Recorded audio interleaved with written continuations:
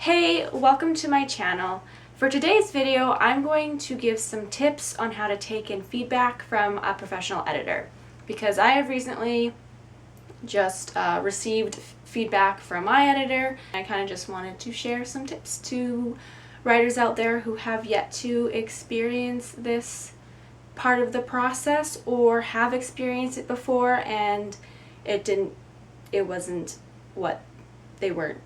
I'm just going to go right into it. Tip number one is to mentally prepare yourself. When you receive your edits, I would suggest giving yourself a couple days to prepare yourself for reading them instead of as soon as you get them, reading them right away. For my developmental edits, I waited a very long time before I actually read my edit letter because developmental edits are a much bigger deal than line edits, because developmental edits are the big picture, story arc, plot structure, character arcs, big picture stuff that often can tell you to change your entire manuscript, whereas line edits are a line by line edit, paragraph level, not as big as a deal, but still a big deal because it's your manuscript and it's being torn apart. So I recommend preparing yourself, and when you're preparing yourself, prepare for the worst.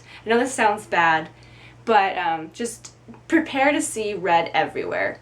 And I used to do this when I would take tests in school or hand in essays for class. I would be like, oh, I totally bombed that test, or this paper sucks.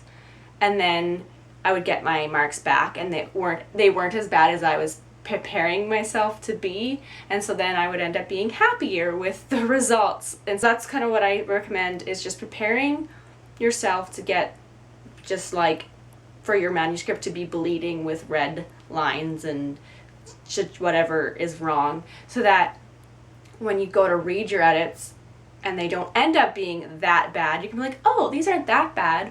Or if they are that bad, at least you were prepared for them. Maybe not the most positive piece of advice, but it works for me, and so you can try that for preparing yourself. So number two is kind of along the same lines as number one, is once you are about to read the feedback, pick a day to read it that won't impact the other aspects of your life.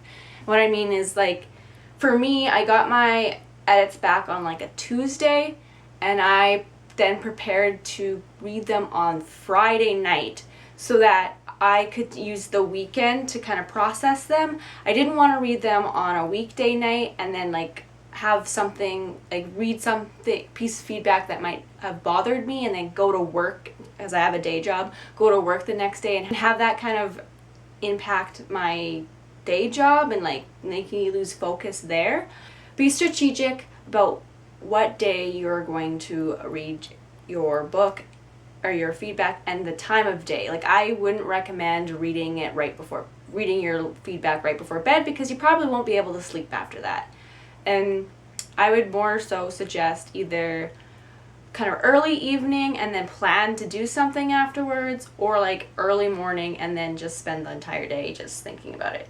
It just depends on your life. Number three is don't immediately start editing after you've read the feedback. Do not do that. Read the feedback and then do something else. Just don't, because you need time to process everything and take things in and make smart decisions. So I would highly recommend to take at least a couple days to process everything. I read them last Friday, and I didn't start working on my line edits until Thursday.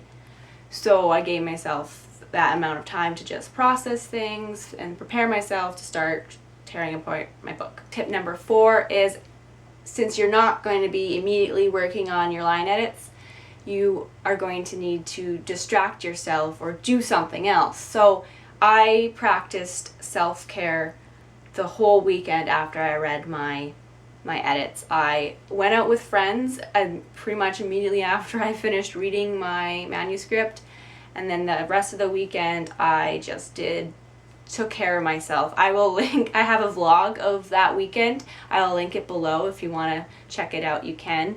But yeah, getting feedback on your book, baby, is hard. Even if it's a positive feedback, it's still feedback and it still makes you think about your work. So it takes it hits you pretty much in the heart.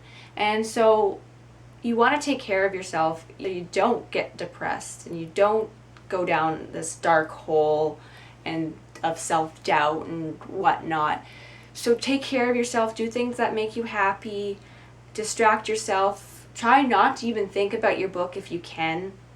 Like when I read through my developmental edits, I read through them on a plane to Las Vegas and spent the rest of that weekend just hanging out with my friend and partying. And I also have a vlog of that. I'll link that below if you want to check it out. Yeah, I needed that complete distraction to process the developmental edit suggestions because they were huge and needed time to, just didn't want to be dwelling on them. So I went to Vegas.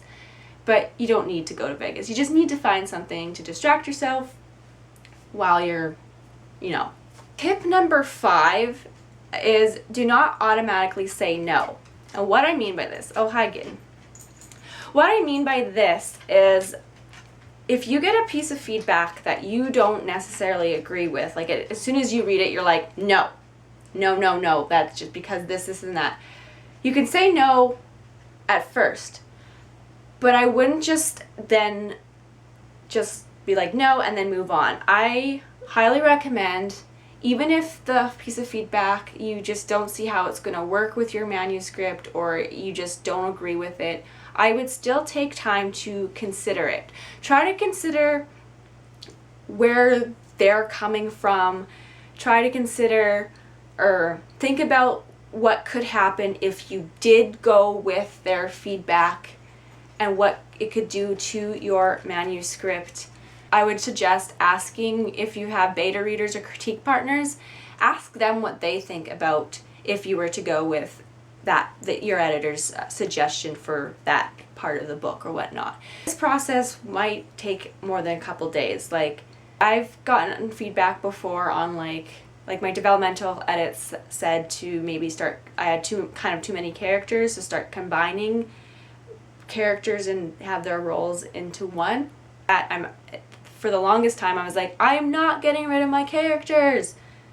But now that I've had like months to think about it, I'm combining characters and getting rid of some. Yeah, if you are feeling like you want to say no, don't do it right away. Consider the other options. Number 6 is go with your gut after you've considered all the other options, the other suggestions. If you have considered their suggestions and played with ideas and asked for feedback and you still don't think that's the right path for your story, go with your gut. Don't take the suggestion. That goes with any type of feedback.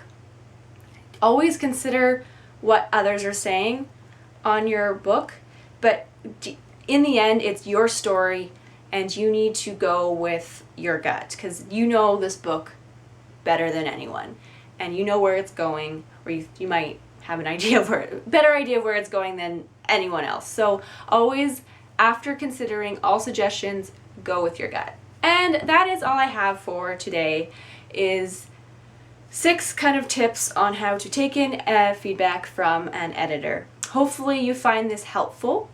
If you like this video, please give it a like. You can subscribe to my channel. I post videos on Mondays. If you want to connect with me, I am on social media on Instagram, Facebook, and Twitter. Until next time, thanks for watching.